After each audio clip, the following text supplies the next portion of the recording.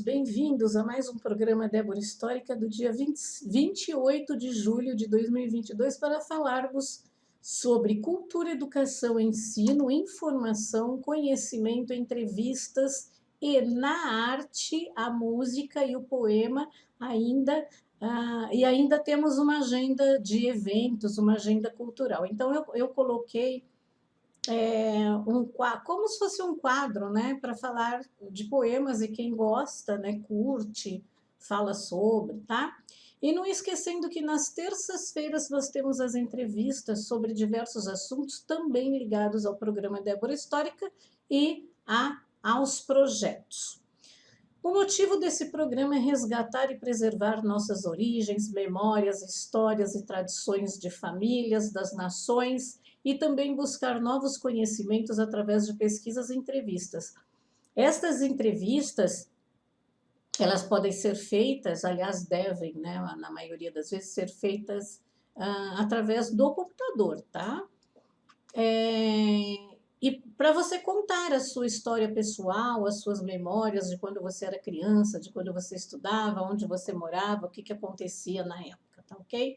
Então inscreva-se no canal, toque o sininho para receber as entrevistas e os programas, dê um joinha para prestigiar o meu trabalho e inscrevam-se e me sigam também no Instagram, que é @Débora Histórica, tá?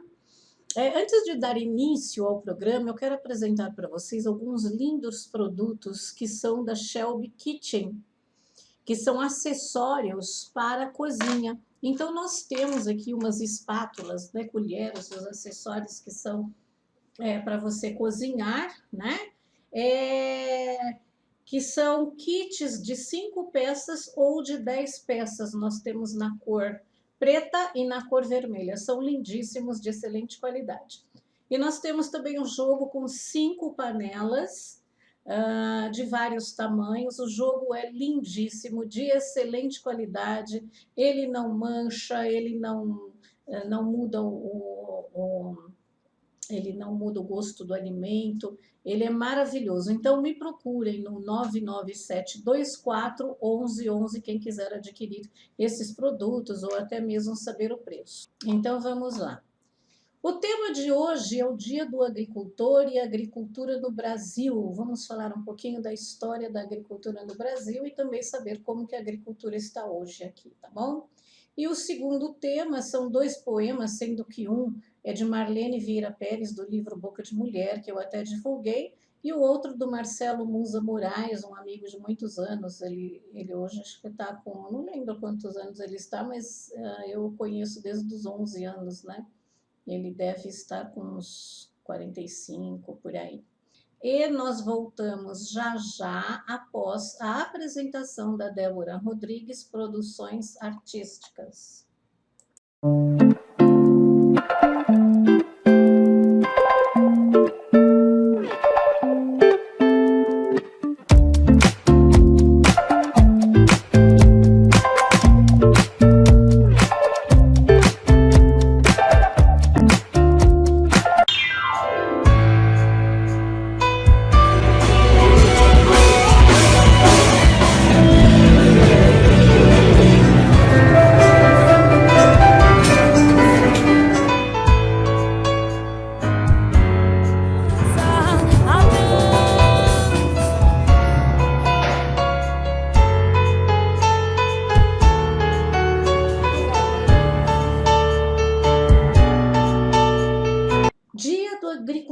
E a agricultura no Brasil. Eu acho super interessante esse assunto, né? Como que nós vamos, que a gente come os alimentos, né? As verduras, os legumes, o frango, sei lá, mas nós não entendemos porque os ovos, né? Tudo vem da geladeira, do freezer, do mercado, mas nós não entendemos como que eles chegam até lá. Muitos não entendem, na verdade, tá?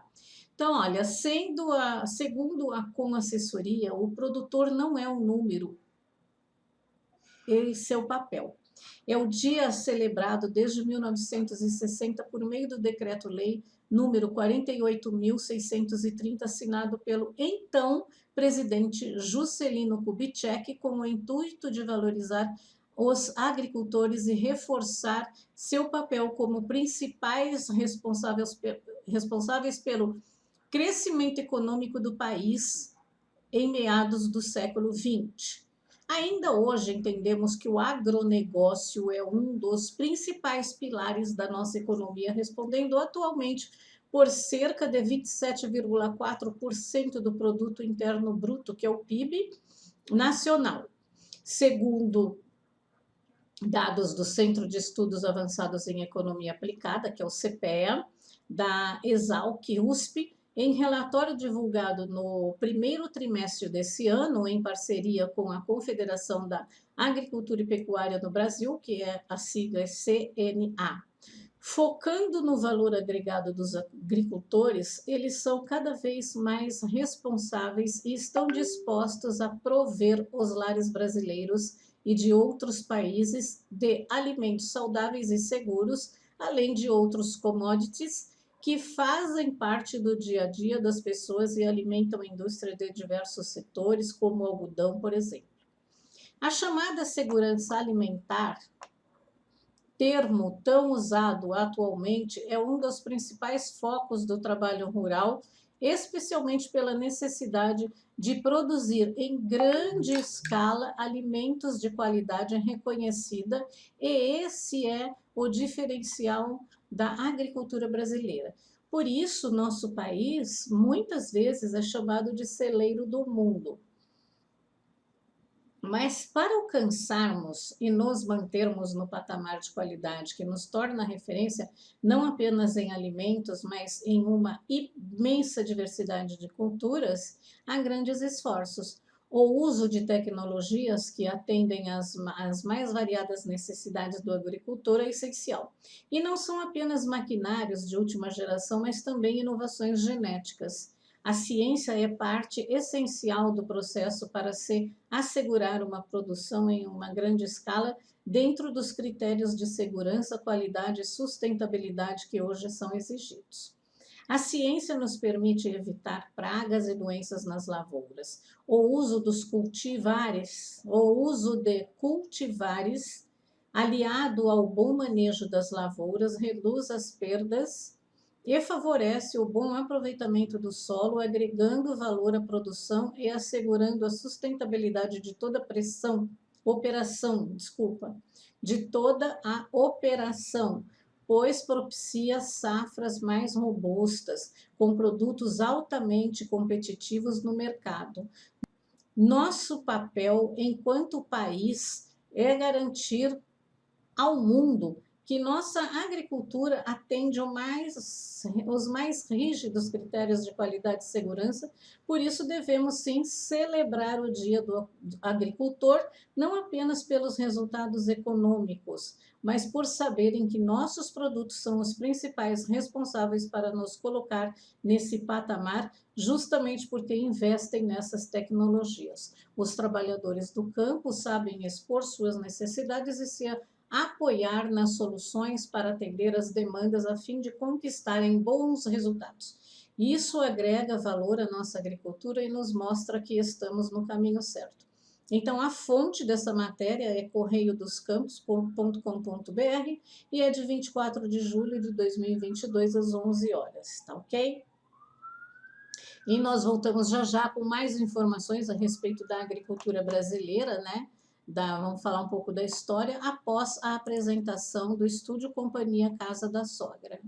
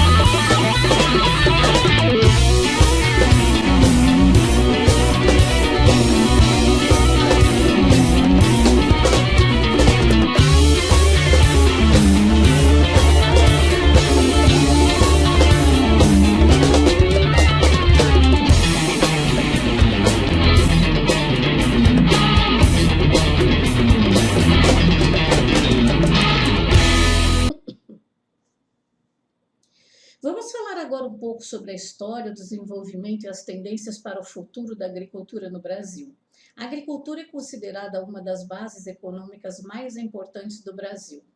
Então, a agricultura, em resumo, pode ser definida como um conjunto de técnicas concebidas para cultivar a terra, a fim de obter produtos e garantir subsistência alimentar do ser humano, bem como matérias-primas para a produção de combustível, medicamentos, ferramentas, roupas, dentre outros.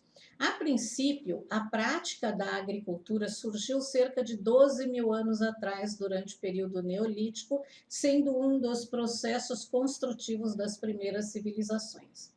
Nesse sentido, ela foi desenvolvida de forma gradual, sendo que a plantação de cereais e tubérculos foram as primeiras formas de cultivo. A partir de então, o homem percebeu que algumas sementes, quando plantadas, germinavam e que os animais podiam ser domesticados.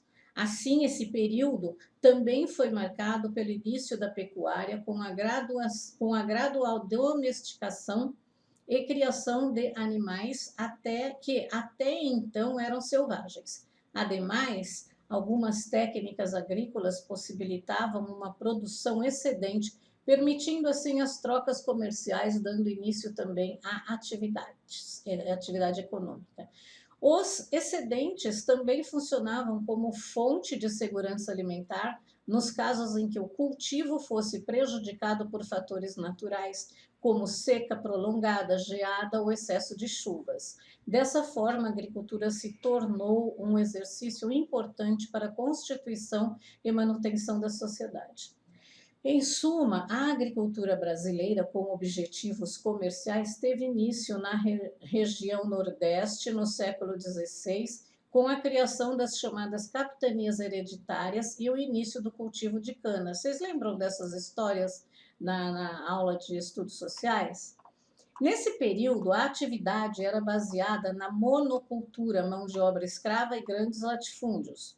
Por isso, ficava restrita ao cultivo de cana e algumas culturas para fins de subsistência da população da região. No entanto, só a partir do século XVIII, com a mineração e o início das plantações de café, o cultivo de outros vegetais começa a ganhar mais destaque. Vale destacar que cafeicultura no Brasil representou uma nova fase econômica no país.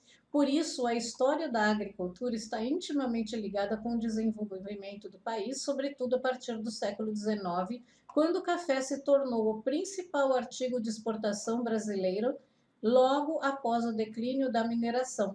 Entretanto, o cultivo do café, que durante o século XIX gerou fortunas e influenciou de forma significativa a política do país, começou a declinar por volta de 1902, quando a crise atingiu seu ponto culminante.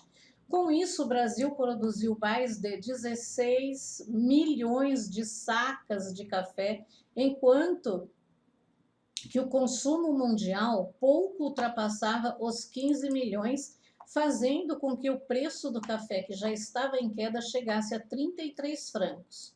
Eu não sei quanto que é 33 francos agora, né? A partir de então, houve uma necessidade de maior diversidade na economia, que, entre outras atividades, começava a valorizar outros tipos de cultura. Somado a isso, o aumento da urbanização do país trouxe novas exigências e necessidades como o aumento do cultivo de matérias-primas. Mas só a partir de 1940, essas mudanças se tornaram efetivas. Já nos dias atuais, segundo dados da Embrapa, o Brasil ocupa 75,4 milhões de hectares de área plantada, sendo que o cultivo de grãos representa 62,9 milhões de hectares. A agricultura familiar, ela pode ser caracterizada como toda forma de cultivo administrada por uma família na qual a mão de obra é realizada pelos próprios membros. Além disso, a produção de alimentos ocorre em pequenas propriedades de terra e se destina à subsistência de produtor rural e ao mercado interno do país. Dessa forma, ela diferencia das grandes produções do agronegócio, que produzem em massa um único gênero alimentar, como soja ou milho, destinado à exportação e alimentação de animais para a pecuária. De acordo com o Censo Agropecuário de 2017, realizado pelo IBGE, 77% dos estabelecimentos agropecuários são classificados como sendo de agricultura familiar. 77%, hein? Sendo que a concentração desse tipo de produção está localizada em maior parte nas regiões Norte, Nordeste e em alguns pontos da região Sul do país. Por outro lado, os estados de Pernambuco, Ceará e Acre possuem a maior concentração de agricultura familiar por área no país, enquanto os estados do Centro-Oeste e São Paulo são as regiões que possuem menores níveis de concentração. Além disso, o censo aponta que a agricultura familiar no país é responsável por empregar 10,1 milhões de pessoas e corresponde a 23% da área de todos os estabelecimentos agropecuários. Nesse sentido, esses pequenos agricultores são responsáveis por produzir cerca de 70% do feijão nacional, 34% do arroz, 87% de mandioca, 60% da produção de leite e 59% do rebanho suíno, 50% das aves e 30% dos bovinos. A forma em que a agricultura pode ser classificada é, em resumo, antiga, que é sua prática utilizada força humana e animal, a moderna, que utiliza energia a vapor e eletricidade, a contemporânea, que opera através de meios tecnológicos, a orgânica, que é baseada em métodos naturais de adubação e de controle de pragas, a sustentável, que é baseada em métodos naturais de A sustentável usa métodos para aumentar a produção, diminuindo a degradação ambiental e relacionada à cultura orgânica. O Brasil possui uma diversidade de culturas em diferentes regiões. A seguir, vamos citar algumas que se destacam no país. O café, por muito tempo, permaneceu circunscrito ao Paraná e a São Paulo, produzindo pelo regime de parceria. Minas Gerais, Espírito Santo e São Paulo conservam a dianteira da produção. No entanto, Bahia e Rondônia surgiram como novas áreas produtoras com uma particularidade. São cultivadas principalmente por paranaenses, antigos produtores do norte do Paraná. Nos últimos anos, o Paraná tem ampliado em grande proporção a produção de café pela introdução de espécies novas, que é o café adensado, desenvolvidas pelo IAPAR, que é o Instituto Agronômico do Paraná. Nós temos aí a soja, nos anos 70 expandiu no Brasil, especialmente nos estados do Paraná e Rio Grande do Sul. Embora tivesse uma agricultura típica de exportação, hoje a soja está cada vez mais voltada para o mercado interno. Isso se deve ao crescente no consumo de margarinas e óleos na alimentação do brasileiro, óleo de soja, né? Atualmente constata-se sua expansão nas áreas do Cerrado, sobretudo nos estados do Mato Grosso do Sul, Mato Grosso, Minas Gerais, Goiás e Bahia. A cana-de-açúcar, eu lembro também que eu estudei café e cana-de-açúcar, aliás, na história de São Paulo, que foi desenvolvida, acho que foi 2020 ou 2021, do começo desses anos, né, de janeiro a março, está falando sobre o café e o leite de Minas, então tem aquela história do café com leite, tarará, tarará, né? Bom, cana-de-açúcar cultivado no Brasil desde o século XVI, a produção de cana-de-açúcar ganhou estímulo a partir de 1975 com a criação do Proálcool. Hoje, o estado de São Paulo possui mais da metade da produção nacional. No entanto, ela também pode ser encontrada em Goiás, Paraná, Rio de Janeiro, além de estados nordestinos, como a Zona da Mata. Laranja. Adoro laranja. A laranja é cultivada em grande quantidade a fim de atender a demanda da indústria de sucos. Hoje, o estado de São Paulo é o seu principal produtor. Entretanto, o Paraná e Minas Gerais estão se convertendo em novas e importantes áreas de produção. Vale destacar que, atualmente, o Brasil é um grande exportador de suco concentrado, principalmente para os Estados Unidos. Eles tomam muito suco tudo de garrafa, né? Arroz. Vamos falar do arroz. Na verdade, eu achei que o arroz, na minha ignorância, fosse produzido só na China e no Japão, por questão que eles ficam em água, né? Mas vamos lá. Em síntese, o Rio Grande do Sul é o maior produtor nacional de arroz irrigado, né? Porque eu estava falando de irrigação. No entanto, outros estados se destacam nesse tipo de cultura, como Santa Catarina, Minas Gerais, Mato Grosso, Maranhão, Goiás e São Paulo. Ademais, podemos destacar outros produtos, como o trigo, que são consumidos 80% de sua produção internamente, e o algodão usado em empresas têxteis e de enlatados. O cacau, e o milho. De acordo com um estudo realizado pela Embrapa, as próximas décadas devem ser de mudanças importantes na distribuição espacial da população global. Logo, até 2030, mais de 90% da população dos países em desenvolvimento, sobretudo na África subsaariana e na Ásia, terá se urbanizado, o que traz implicações importantes em termos de consumo de alimentos, água e energia. A empresa ainda afirma que as projeções indicam uma forte expansão de classe média na população mundial, estando a maior porção nos países da Ásia. Isso significa que em 2030, 60% da população mundial deverá estar em extrato da classe média, um crescimento de 15 pontos percentuais em comparação com 2016. Na verdade, gente, eu vou dar minha opinião em relação a isso. Pode fazer estudos, mas eu não acredito.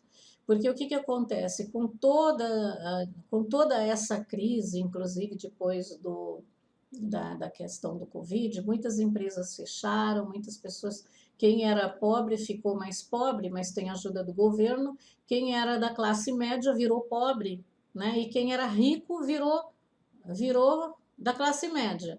E quem é milionário nunca vai ficar pobre. Então, eu sinceramente, eu acho que as coisas ficaram bem ruins mesmo, né?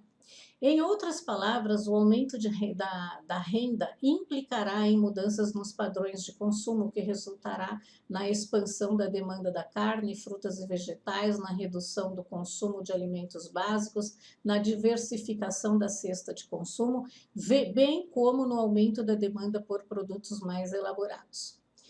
Entre as carnes e a de aves é aquela que apresenta maior expectativa de crescimento da demanda. Nesse sentido, as importações por parte dos principais países compradores devem crescer 24%.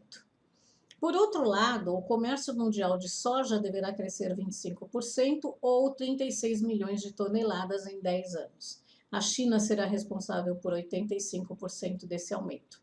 A Índia, por sua vez, será a principal responsável pelo crescimento da demanda por óleo de soja, 27%. Milho e algodão também serão demandados em maior quantidade. Diante disso, os contextos mundial e nacional sinalizam positivamente as projeções de continuidade do crescimento da produção agrícola no Brasil. Assim sendo, em 2027, espera-se que o Brasil produza acima de 290 milhões de toneladas de grãos e mais de 34 milhões de toneladas de carne bovina, suína e de frango. A fonte dessa pesquisa foi a Embrapa, tá? E sem dúvidas, a agricultura é uma das atividades mais importantes para o homem, visto que ela é essencial para a subsistência das pessoas. Em síntese, é a partir da agricultura que se produz alimentos e produtos primários, utilizados pelas indústrias, comércio e pelo setor de serviços. Sendo assim, ela é a base para a manutenção da economia mundial. Além disso, gera empregos para a população, é atuante na exportação de produtos e no Brasil, em especial, é considerada uma das mais importantes bases econômicas. Aí eu coloquei aí uma tabela de projeção da exportação de agricultura no Brasil, deu uma lidinha nisso, tá? Essa segunda matéria foi publicada pela Rafaela Aires. Ela é formada em jornalismo, pós-graduada em marketing, especialista em comunicação digital e atua como analista de conteúdo na MyFarm, que é o site de onde eu tirei isso, tá ok? Nós voltamos já já após a apresentação do ateliê Marlene Olim.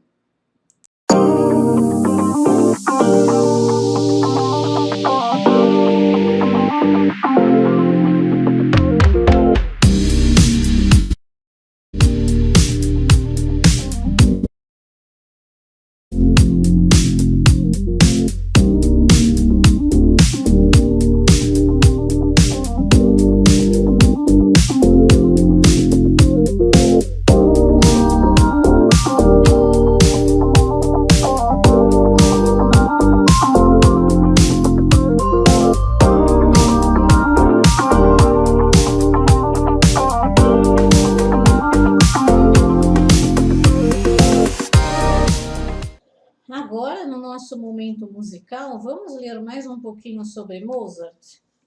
Nós temos a consciência do impulso dramático de que elas partem desde a primeira escrita em si bemol maior, a tonalidade que ele normalmente utiliza em suas obras maçônicas é até a temática mais áspera e dramática que desenvolve pelo menos em 3 de seus andamentos. O primeiro, Adagio Allegro, o segundo, Andante, e o último, Allegro.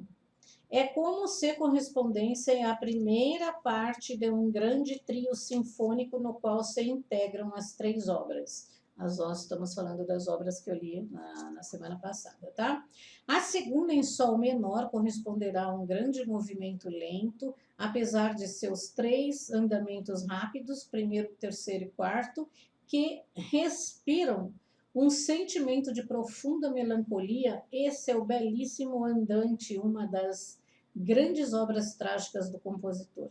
Tenhamos também em conta as tonalidades e os modos que se sucedem do dó maior, que interrompe o modo menor da segunda, e a ascensão do mi bemol maior, tonalidade que Berlioz, é um compositor, descrevia como majestosa, sonora e grave, ao sol menor, melancólico, mais sonoro e doce, para finalizar em dó maior, brilhante, mas também majestoso e sonoro.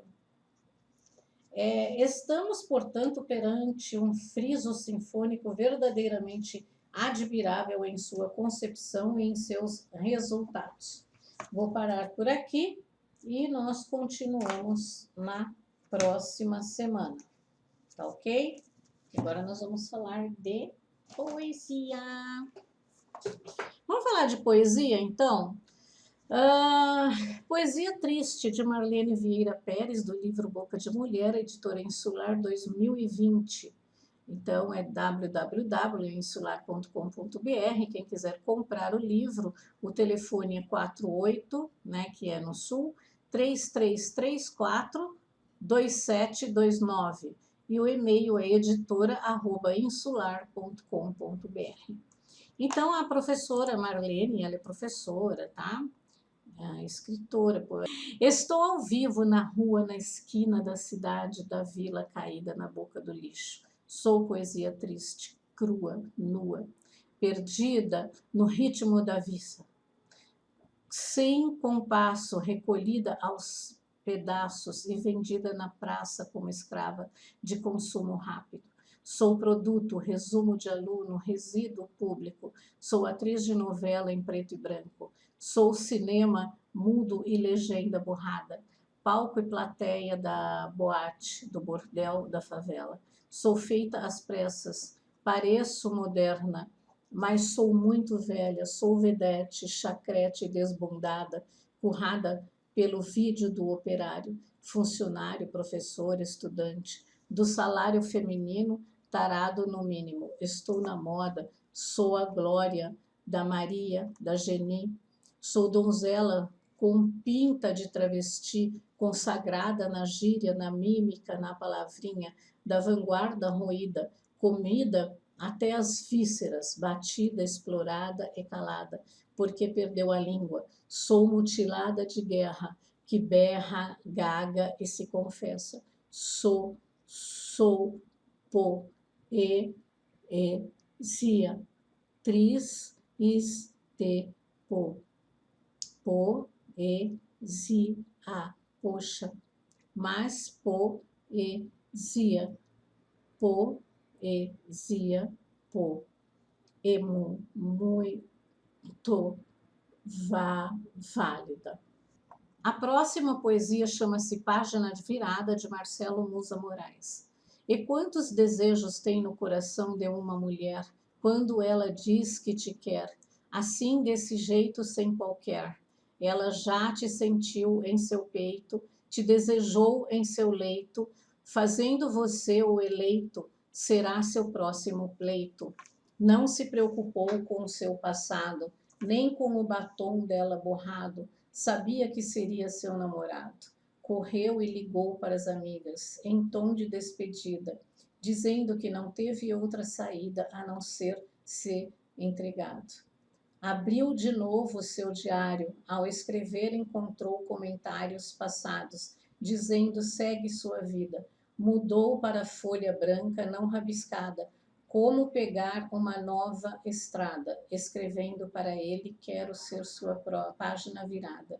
23 de julho de 2022. E parabéns ao Marcelo, que faz aniversário um dia antes de mim, dia 19 de julho. Espero que vocês tenham gostado dessas poesias. Bom, agora vamos para a nossa agenda cultural. Assisto Laio Santos TV todos os dias, às 21h30. A melhor resenha do torcedor santista no YouTube, o canal do Torcedor, a Estrela, e você. Inscreva-se e participe. O link está na descrição desse programa. E assista também o Débora Histórica sobre o projeto da Planação referente ao combate à violência, o antídoto eficaz, né? Nós temos aí, foram 5 dias, do dia 11 de julho ao dia 15 de julho, e depois nós postamos essas do dia 11 ao dia 15, é de 15 a 20 minutos, tá? Que você ouve o projeto. É muito bom, eu aconselho vocês a assistirem. E depois, no dia 19, eu postei alguns exemplos, ficou longo, mas é importante ver. E é tão gostoso ele falar disso que você não cansa, ele fala muito bem. Tá? Então, é um projeto que fala sobre o comportamento antissocial e a reprovação do meio. Está na descrição do programa e vale muito assistir. O que é? Vou te dar um exemplo do que é a reprovação do meio, gente. É assim, só um exemplinho, porque vocês podem ver lá. Eu jogo o papel na rua e tem uma pessoa atrás de mim, tá? Ela pega esse papel e fala assim: moça, ai, nunca sei que lado que é. Moça, a senhora deixou cair esse papel. Ela pega e entrega para você, significa: ô, porca, joga no lixo papel, e não lixo não é lugar de jogar na rua, né? Tá, então isso é uma reprovação do meio que meio que é o meio social, é o meio da comunidade, o meio das pessoas, tá ok? Então isso é só um exemplo, são várias coisas, tem exemplos de pessoas fazendo xixi na rua, tem um exemplo de uma pessoa fazendo xixi no trem, tem exemplo de pessoas matando peixe, né, onde não pode, e etc, etc, etc. Então, nós encerramos o programa Débora Histórica de hoje. Eu desejo a todos um bom final de semana iluminado.